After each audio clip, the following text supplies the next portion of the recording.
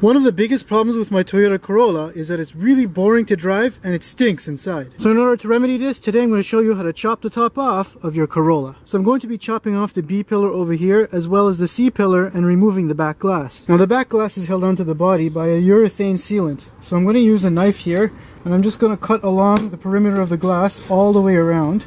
And I've ran some bicycle cable through the sealant of the back glass here, and I'm just going to run it in a zigzag pattern all the way along to cut the sealant as I go around the perimeter.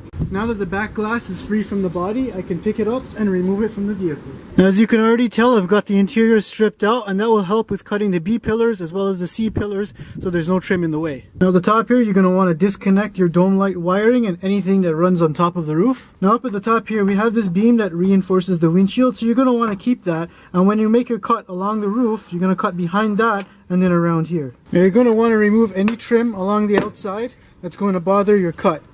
So I'm going to make an incision along the B pillar over here. I'm going to place this tape on here as a guideline, and it will be at the same level as the door over here. Now I'm going to chop this B pillar. Now I'm going to mark on the C pillar where I want it to be cut, and now I'm going to chop the C pillar.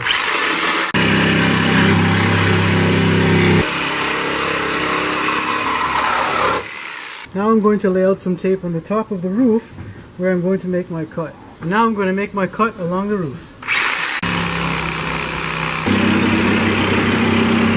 Now with all the pillars chopped off, I'm going to remove the roof from the vehicle.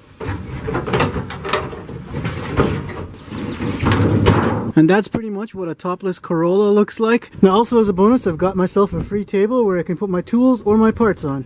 Now you can learn a lot about unibody cars when you chop them in half like this. You can see this outside part here, which forms part of the quarter panel, is just a skin. And then on the inside here we have two pieces that overlap each other in a C shape that create this C pillar for the structure of the car. The next thing I need to do is remove the top of the door frames. Now in order to remove the frame from the rear door, I need to remove these toothbrushes here that are holding the rear window up. Now I'm going to remove the rubber that goes around the windows. Now because this glass is going to jiggle around when I'm using the saw, I'm just going to use my brother's toothbrush here to secure the glass while I'm sawing. And now I'm going to remove the door trim from the rear door on the B pillar. And now I'm going to remove the door trim on the back.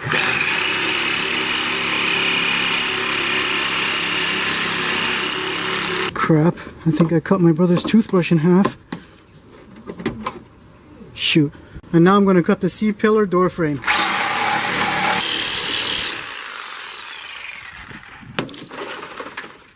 Oops, that wasn't supposed to happen. And this is pretty much what the car looks like with the top removed. Now all that's left is to replace the entire interior. Alright, I've got the carpet in there. I've got the rear seats in. Now I've got the dashboard installed. And finally I've got the front seats installed to complete the interior. Now the interior here should have no problem airing out that stinky smell from this topless sedan. And that's pretty much all it takes to transform your boring beige Corolla into a unique, fun, and ultimate driving machine. Stay tuned because next time I'm going to show you how to swap a 2JZ engine into your Toyota Corolla.